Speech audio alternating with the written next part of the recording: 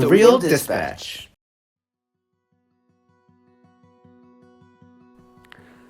We lived in East Flatbush. They're all the single-family homes for the most part on East 56th Street. And it was like our block was like a little community. All the kids knew each other, and then you knew their parents. It's different than it is today. Everybody was knew everything about everybody else. It truly was East 56th Street, between Linden and Lenox. It was its own little village. It was a major occurrence. When my father died, everything changed. He was no longer there. It was hard to believe that he was no longer in the picture. I was 7 years old, and I realized I was without a father. So that was quite traumatic for me. My father was sick. He had multiple strokes. He was in a place called Kings County Hospital, which was a municipal hospital right here in Brooklyn. A huge, huge hospital. And it wasn't his first stroke. And we continuously visited him in the hospital. I would stay downstairs, and my mother would go upstairs. The last time he was in the hospital, all I know he was in the hospital, I was in my bedroom watching television, and one of my sister's friends, now keep in mind, I was 7 years old, she was 19. And at that time, my brother was 24.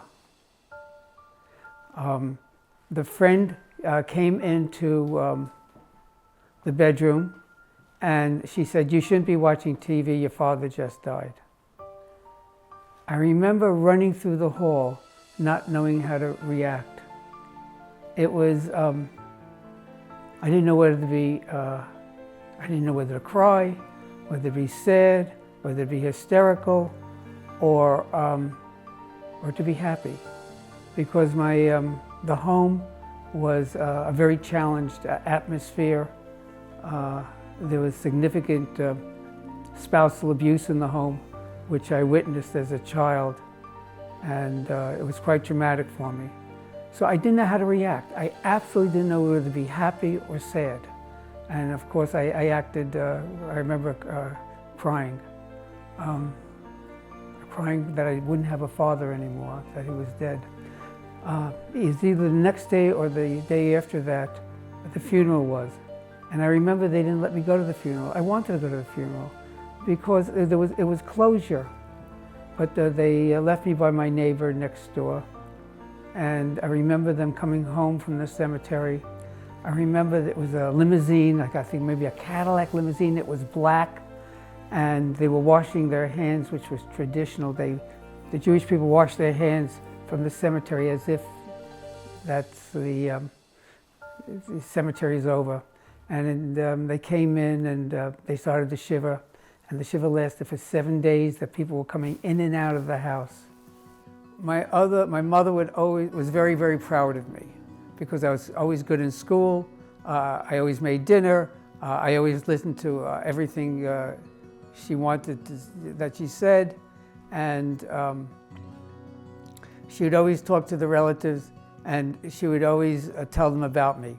But she'd always said, "My Alan this, my Alan that, my Alan the other thing," and some of my cousins started calling me my Alan. When they addressed me. To this day, some of my two cousins that are still alive like to call me my Alan, because it goes back how my mother would always talk about me. She was very proud of me, and I wanted to make my mother proud of me. I always wanted to be successful. I knew we were very careful with money. We didn't have any money. My mother was a seamstress, and she would work half the year in the garment center. And since it was seasonal work, she'd work half the year. We went on Wednesdays. I always remember it was Wednesdays. After school, she'd always take me to the unemployment office, where she would register, where they would send her jobs, just in case someone needed her. But you know, in those days, you weren't needed, and some weeks unemployment were 26 weeks, some weeks it was 39 weeks. And we basically lived from check to check. But I do remember once a week, no matter how bad things were, we went to the Chinese restaurant. And we always shared shrimp and lobster sauce, an egg roll, and spare ribs. And that was the highlight. And sometimes we'd go to the movies. I remember one particular day that was a little traumatic for me. We were in Macy's shopping, and I guess I wasn't so attentive at that time. I'm 9 years old, maybe 10. And my mother went one way, and I was looking another way. And before I know it, I was lost. I was lost in this huge store, Macy's. I mean, it was like, it was cavernous. There were so many floors, and each floor was a block long, and I couldn't find her anywhere. They looked, they couldn't find her, and finally they came to me, do you know your phone number? I said, of course I knew my phone number. They called her, and she was home. And she said, here, speak to your mom.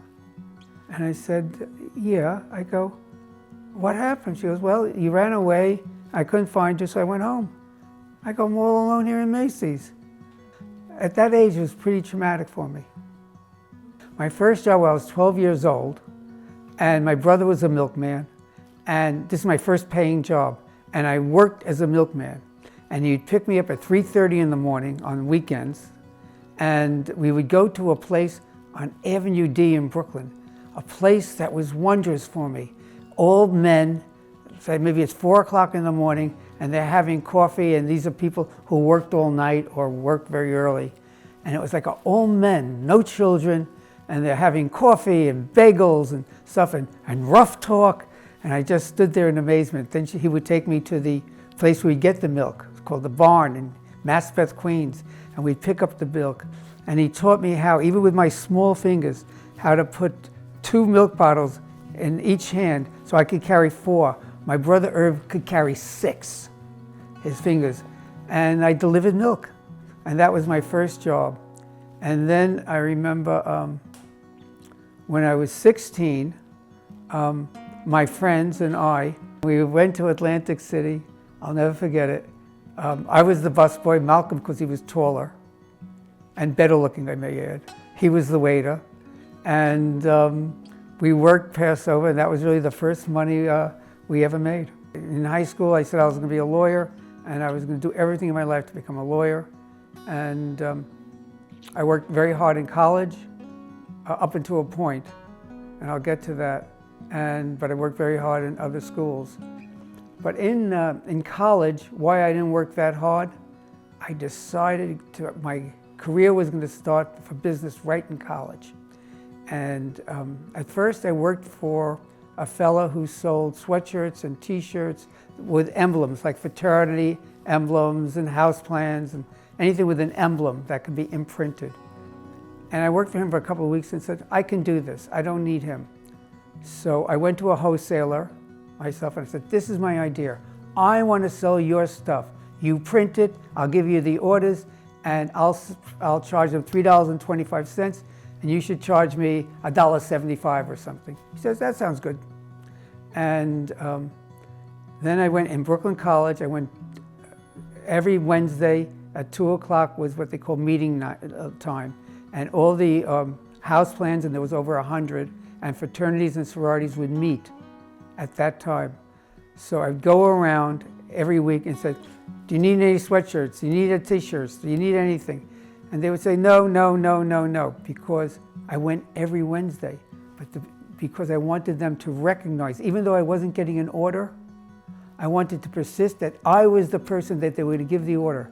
Because only twice a year when they got new inductees, they needed new sweatshirts, because every fraternity, sorority, and house plans had a sweatshirt with their name on it.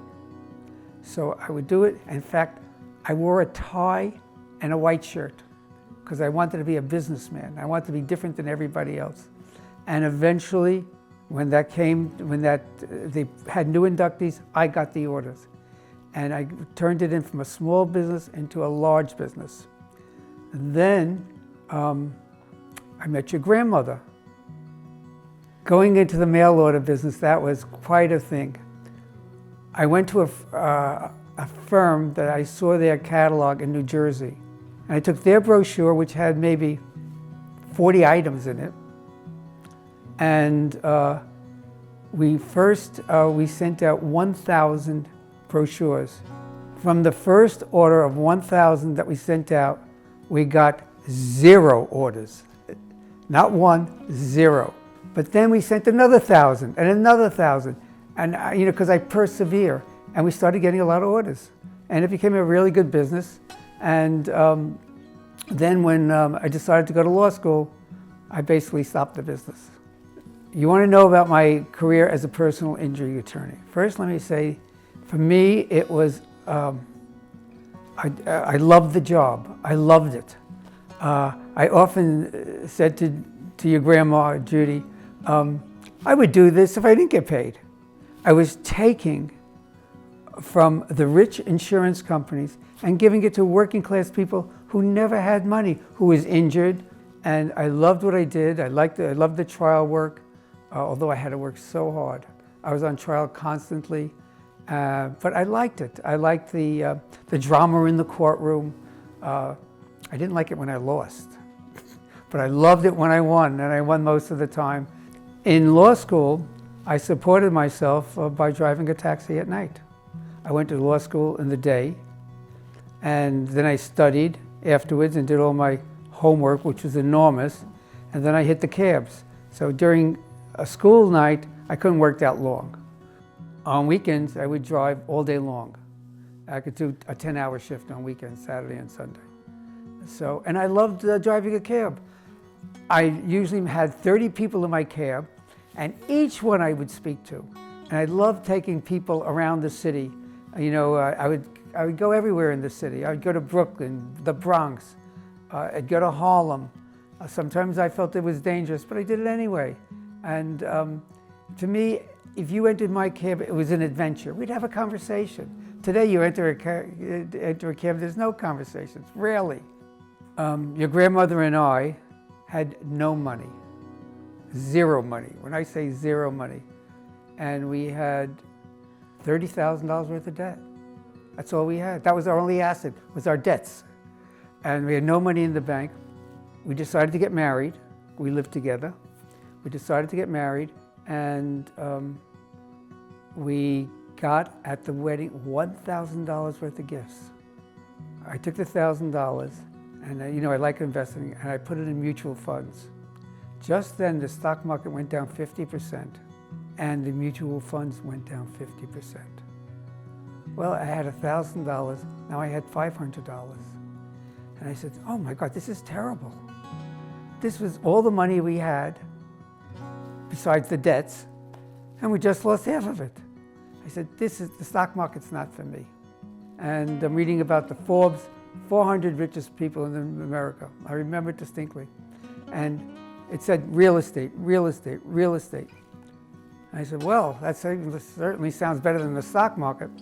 So Grandma and I decided to buy real estate, and we saved our money. I was working as a lawyer then, and we tried to live modestly, well within our means. And we bought a condominium, and then we bought another condominium, and then we bought a third condominium. And that's how we started, and we liked it. And then we also bought our house on 3rd Street in Park Slope between 8th and the Park, and we loved it. We paid $115,000 for it, and we sold it years later for $805,000. And we only put down $10,000 deposit on it. Citibank was then giving like a 90% loan. And I remember when we closed on it, we sold it for $805,000. I walked out with $805,000 because I paid off the mortgage. And I realized I made 80 times $10,000. From $10,000 to $800,000. I said, boy, I like this. This is a good deal. And then I was sold on real estate. Josh, I wish I had a role model. I had no role models. I had no one to anywhere. I wish I had a role model. I wish I had a father. I didn't have either. Everything I did, whether it was, I went into my own practice right away. I had to teach myself how to be a trial lawyer by losing cases to great trial lawyers. And that's how you learn. I didn't have a role model in law. I didn't have a role model in real estate. I didn't know how to, everything I did was a case of first impression. But somehow it worked out because I kept at it. In life, it's all about perseverance. And I persevered, and I focused, and I remember I was the same person when I was a lawyer as I was when I was a kid. I wanted to be successful. And if you want to be successful, you have to work at it. You really have to work at it. It's not going to come by itself, and I persevered. I never gave up. The American dream is where you start out with goals. And I've always set myself 5-year goals and 10-year goals, and that you make your goal and you work towards your goal. And as soon as you achieve that goal, or even before, you set yourself another goal. What the American dream is, if you're an entrepreneur and you want to succeed, America is the place to succeed. So here in the United States, there is no limit. No sky's the limit. It's not the limit to what you could achieve if you persevere, you work hard, and you understand failure. You want to be successful, understand failure, because failure is part of success. I know it sounds strange. Most people fail and then they give up. But again, you show me a person who's willing to fail, I'll show you a person who's on his way to success. Because everything goes wrong before it goes right for you.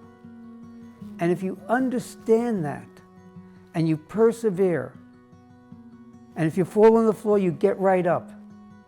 In my own mind, I've certainly, I think I've achieved the American dream.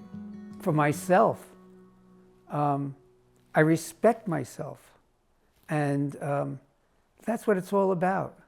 If you respect yourself, other people will respect you. Volunteering after the Six-Day War as a volunteer in Israel was very, very special in my life, and I'm glad you brought that up.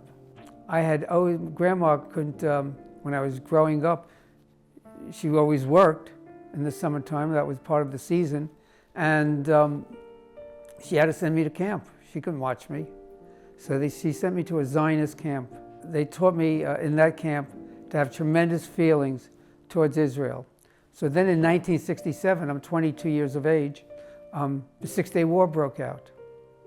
And the war ended, during the war, and they made out a call to the youth of the Jewish youth of the world to come to Israel and help them, not to fight, because I had no ability, no training, but to work the farms, because soldiers used to work the farms, now they were soldiers, and people had to supplant them.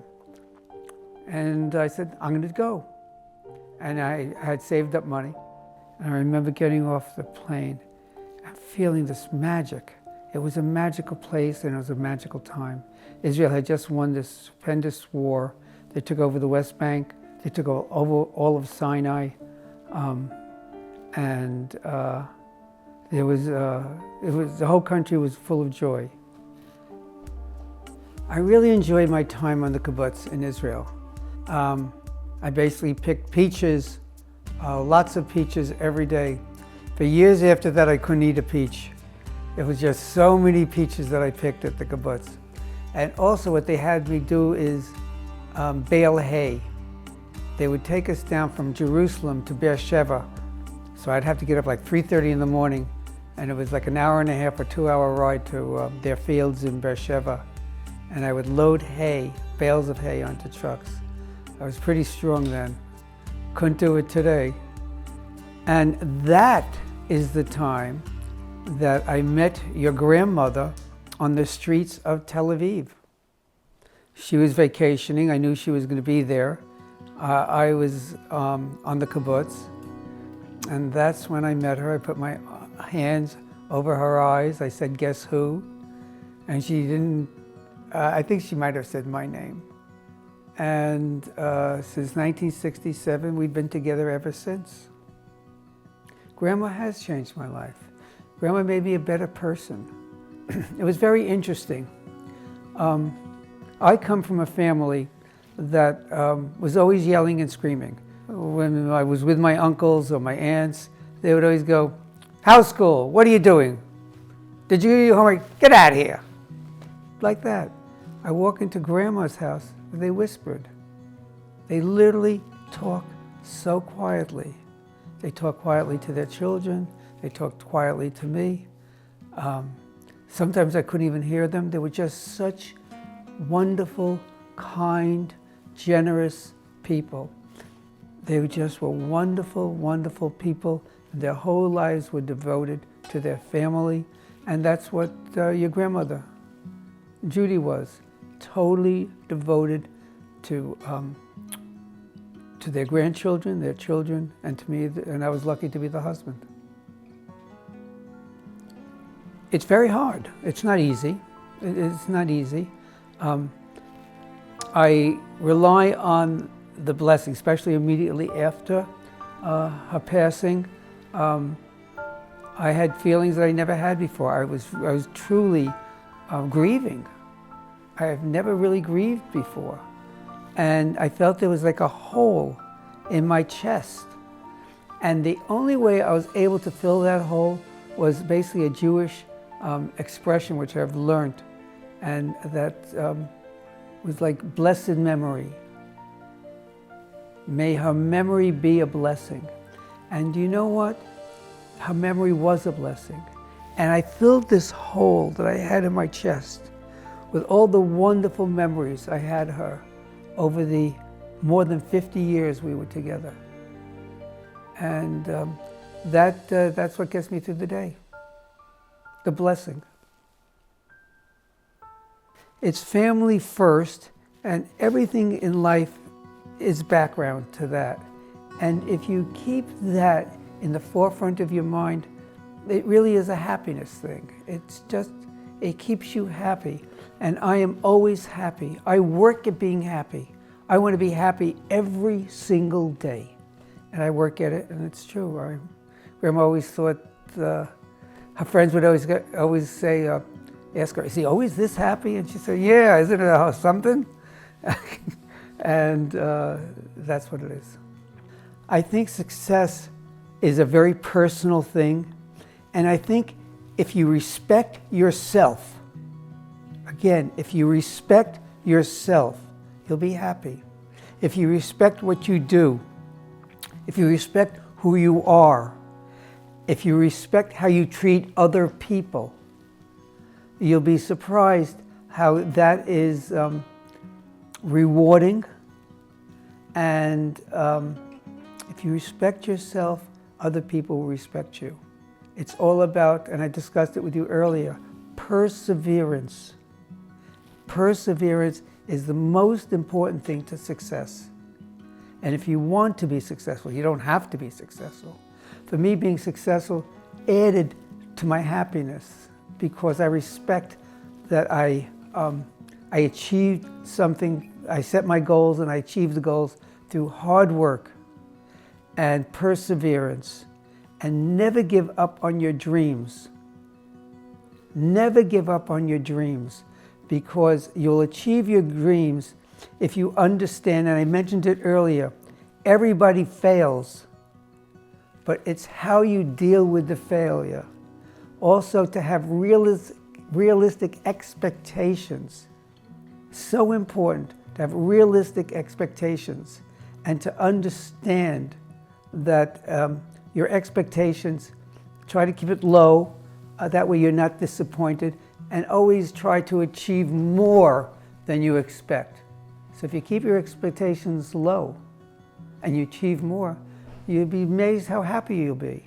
I wish them happiness, that you could teach yourself to be happy every day. I wish that the generation now and the future generations take what I've built upon, my success, and make it more success. And make it a family that's intergenerational. I hope that could happen. I always think that everything will be an adjustment. But the key element is to keep your head. You know, happiness rests on your shoulders. It's up to you if you want to be happy. And this applies to future generations. It's up to each one of you to be happy. And you just have to have the right attitude. Remember, you don't know, but I wrote a book. And in the book, it talks about attitude equals altitude. That's so important. With the right attitude, you can make yourself happy and have the right expectations. And America is a great country, and hopefully it'll always be a great country to earn a living and to be an entrepreneur.